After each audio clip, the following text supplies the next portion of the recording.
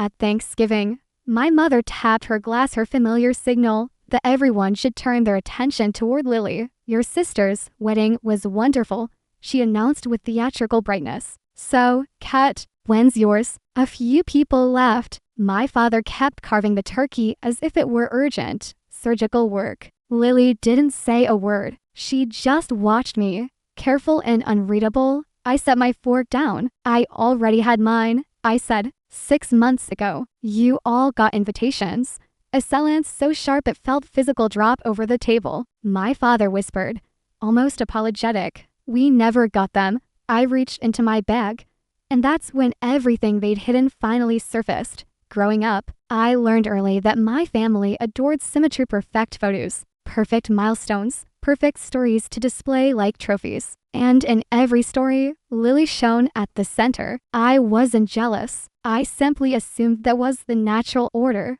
One child sparkled, the other cleared space. By the time we became teenagers, it wasn't a pattern. It was a system, one my mother curated with almost artistic devotion. Dance classes, cheer tryouts, trophies covering the whole way. Whenever I had my own small victories or science ribbon, a college acceptance, my mother smiled politely and asked if we could take the photo later.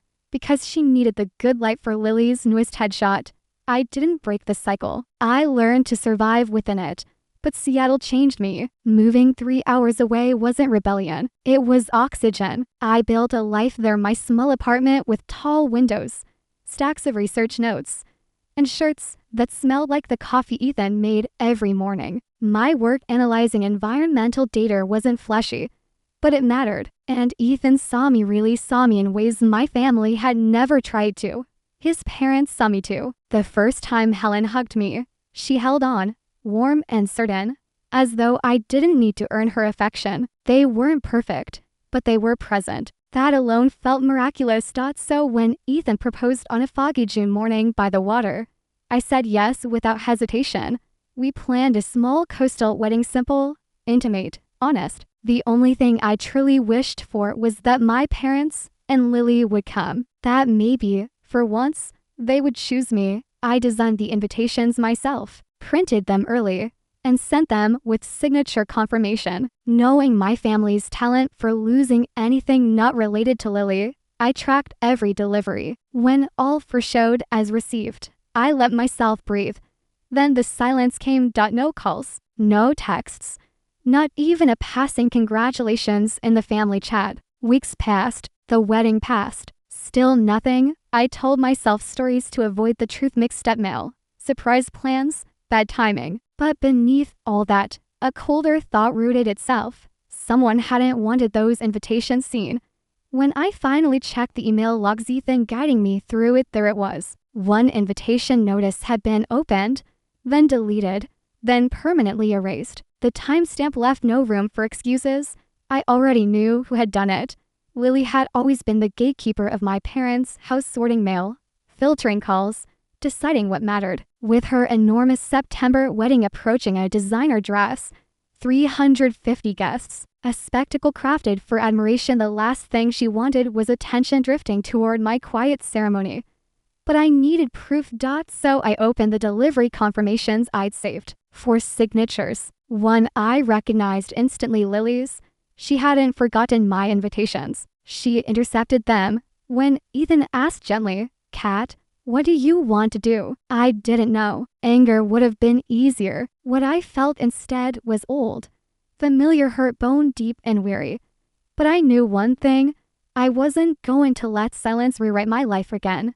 Thanksgiving looked perfect as always, white tablecloth, polished silver, a magazine-ready centerpiece. But the moment I stepped inside, the old tension settled over me like a coat I'd never chosen. Lily stood by the fireplace posing for photos. My mother narrated details of Lily's wedding to anyone willing to listen. My father poured wine with mechanical detachment. No one asked how I'd been. No one mentioned the wedding they'd all ignored. I sat across from Lily. She didn't look at me. She didn't need to. Her stillness said enough.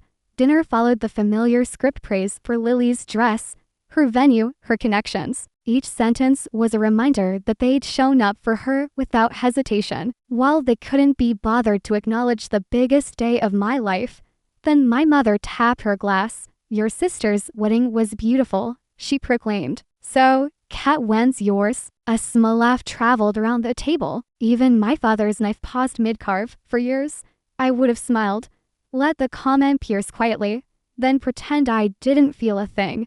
But not this time. I already had mine," I said. "6 months ago." Another beat. "Then, you got invitations." Forks froze. My mother's smile collapsed. My father blinked, confused and frightened of the confrontation he'd never taught himself to handle. Across from me, Lily didn't move. That was her tell-stillness, the performance of innocence. "Kat," my father said softly, "we never got any invitations. I figured you'd say that." I reached into my bag and placed my phone on a table. The screen glowed, reflecting in the wine glasses, catching candlelight like a blade. I opened the receipts. For deliveries, for signatures. I zoomed in and turned the phone so everyone could see Lily's signature curved neatly at the bottom. My mother gasped. My father leaned forward, squinting, denial slipping, and for the first time in my life, I didn't shrink. I let the truth stand on the table, bright, undeniable, and finally mine. For a long moment, no one spoke. The only sound in the room was the faint hiss of the candles struggling against the draft. My father's wine glass trembled slightly in his hand. My mother's face had gone so pale she looked carved out of porcelain, and Lily stared at the screen as if the signature belonged to a stranger who merely borrowed her handwriting. Her husband shifted uncomfortably beside her, glancing between us, clearly realizing he'd married into a family with a rot he hadn't noticed before. My mother finally breathed. "Lily, is this true?" The question hung in the air, almost too fragile to survive the weight of the silence. Lily lifted her eyes. They were wide, shining, rehearsed. "I don't know what this is," she said carefully. "Kat, this could be anything. Screenshots can be faked." I laughed, a sound I didn't expect from my own chest, cold and exhausted. "It's not a screenshot," I said. "It's the tracking site, Life. Do you want to watch me refresh it?" Lily's jaw tightened, not dramatically, just enough that I recognized at the slight clench she used whenever she realized she was losing control of the narrative. My father swallowed hard. "Is that your signature?" he asked Lily directly, voice small. She didn't answer, and in that non-answer, something ancient in my family structure cracked. My mother's gaze started between us, her breath shallow. "Lily, say something." For the first time I could remember, Lily wasn't the one with power. She wasn't the golden centerpiece. She was a cornered animal in a room full of witnesses. I watched her carefully, not out of spite, but because I wanted to see, clearly, who she became when she couldn't hide behind perfection. Finally, she whispered, "I didn't mean to hurt anyone." My father blinked. "Then why?" "Because everything is always about you," she snapped suddenly, turning toward me, her mask cracking like thin ice. "You think you're invisible. You think you're the only one who feels ignored. Mom and Dad expect me to be perfect every second of my life. Do you know how exhausting that is? Do you know what it's like being the one everyone counts on? The one who can't mess up?" Her voice rose, frantic, desperate. "When your invitation came, Mom was already stressed. Dad was overloaded. And I thought maybe if they didn't have to choose between our weddings, everything would stay calm. I was trying to keep things together." The room fell still again. It was a confession, but a warped one, half truth, half self-preservation. My mother's voice trembled. "So you hid your sister's wedding from us?" Lily wiped at her eye without letting a tear actually follow. Perfect performance. "I didn't want to ruin anything. I thought she'd understand. She always understands." And there it was, the assumption that had ruled my entire childhood. Kat will understand. Kat won't fight back. Kat will make room. I inhaled slowly. "I did understand," I said. "For years. I understood every time you all chose Lily's milestones over mine. Every time you forgot something important to me. Every time I disappeared so she could stand in better lighting." My mother winced. "But this," I tapped the phone, "this wasn't forgetting. This was choosing. Choosing not to show up. Choosing not to know me. Choosing the easier daughter. My father whispered. Kat, that's not. It is, I said gently. And you know it, for once. My father didn't argue. He looked at Lily, then at my mother, then back at the glowing screen as if it were evidence from a crime scene. Because it was, Lily's voice cracked now for real. I'm sorry, okay? I thought it would all smooth itself out. I thought you'd tell us later. I thought it wouldn't matter. My throat tightened an old wound reopening. It mattered to me. I said quietly. My mother pressed her hands to her face. My God, we missed our own daughter's wedding. You didn't miss it, I said. You were never given the chance to show up. Lily flinched, and for a moment, guilt flickered through her eyes, brief, but genuine. Then something unexpected happened. My father stood up. He pushed his chair back slowly, deliberately, like a man waking from a long, heavy sleep. He walked around the table past Lily, past my mother, and came to. He walked around the table past Lily, past my mother, and came to stand behind me. When he placed his hands on my shoulders, they were trembling. I am so sorry, he said. We failed you. My mother stood next, tears finally falling, though she tried to catch each one like it might stain the tablecloth. I don't know how to fix this, she whispered, but I want to try. And Lily, still seated, still rigid, looked up at all of us, her face hollowing with the realization that something in the family's architecture had shifted. A balance she'd always depended on would never be the same. For once, she wasn't the center. And for the first time in my life, I wasn't the shadow. I exhaled slowly, a breath years overdue. We'll talk, I said finally. All of us, but not tonight. My voice wasn't angry. It wasn't sharp. It was firm, a voice that had finally learned its own shape. I stood, took my coat, and walked to the door. The room stayed frozen behind me. My father's grief, my mother's shock, Lily's unraveling perfection. And as I stepped outside into the cold November air, I realized something simple and astonishing. This time, the morning after Thanksgiving, Seattle felt sharper than usual, cold air knifing through the gaps in my coat. The sky the color of unpolished steel. I walked home from the bus stop with the quiet certainty that something irreversible had happened the night before. Ethan was waiting on the couch, laptop open, mug in hand. He looked up as soon as I stepped inside. Well, he asked gently. I set my keys down. They know. His shoulders relaxed, not from relief, exactly, but from something like confirmation. Good, he murmured. It was time. I dropped into the seat beside him and let the silence settle. It wasn't heavy. It was steady, safe. I don't know what comes next, I admitted. He closed his laptop. Then we'll decide as it comes. But I could see the question lingering behind his eyes after last night.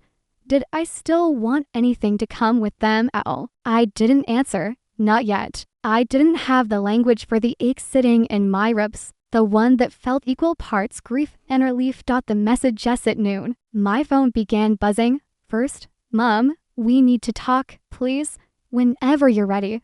Then, Dad, I'm so sorry. We both are. We love you. We should have seen more. And finally, hours later, a single line text from Lily. I didn't think you'd actually care. I stared at that one the longest.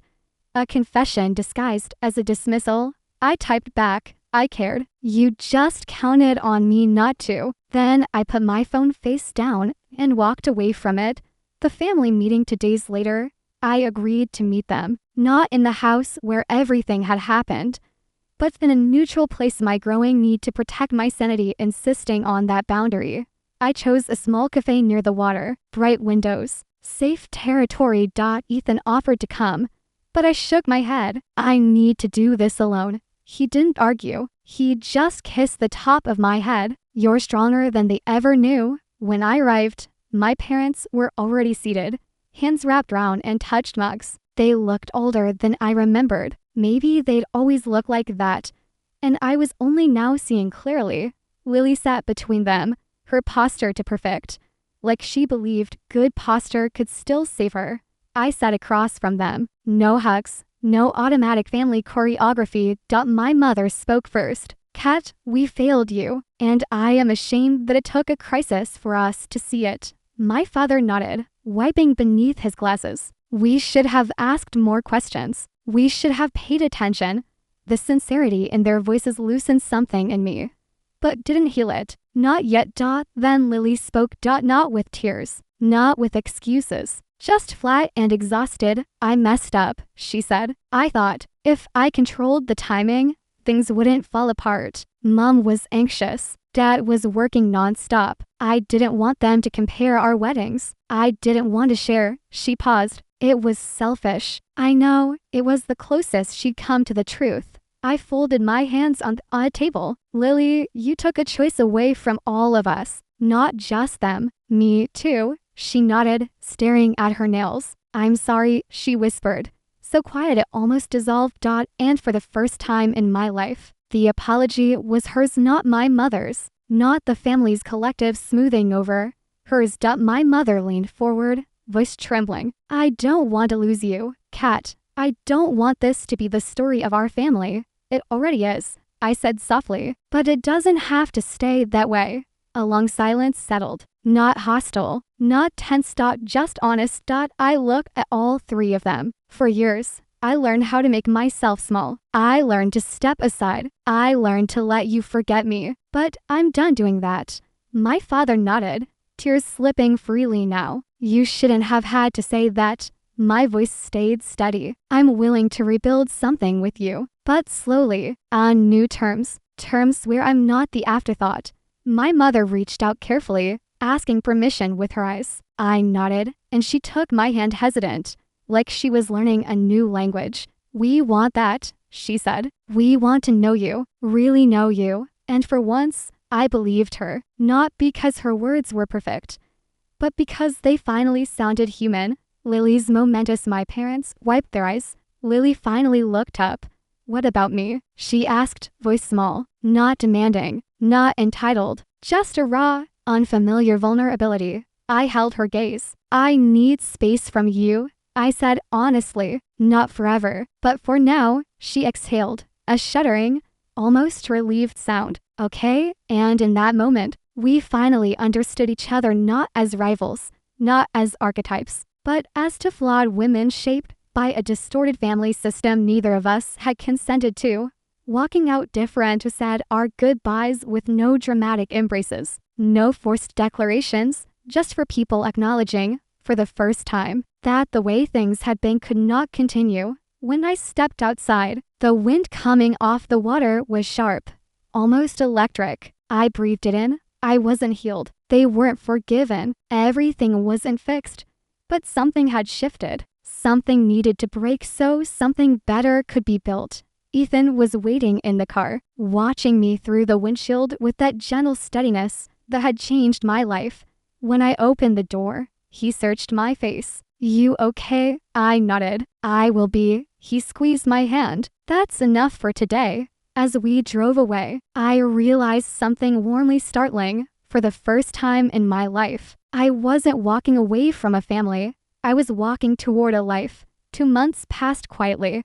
Not dramatic, not tense, just steady. My parents kept their promise. Small messages, simple questions, gentle attempts, never demanding, never assuming. We rebuilt slowly, brick by brick, instead of illusion by illusion.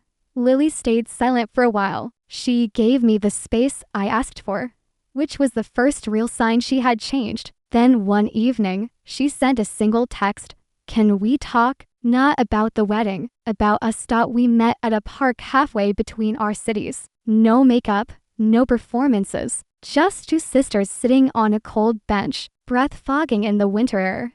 I was awful to you, she said plainly. I didn't argue. I let Mom and Dad shape me into something I didn't even like, she continued. And I let them shape you into their shadow. I'm sorry, this time. I believed her. I don't want us to be enemies, I said. She nodded, eyes wet but not breaking. Can we try again? I thought of all the years I'd spent shrinking, all the years she'd spent performing. 2 daughters twisted into opposite shapes by the same pressures. Yes, I said. But slowly, relief washed over her. soft and real. She leaned her head lightly against my shoulder, the first gentle gesture between us in years. And it didn't hurt. The last scene back in Seattle. I walked into our apartment, warm lights glowing against the winter evening. Ethan stood by the stove, stirring something that smelled like home.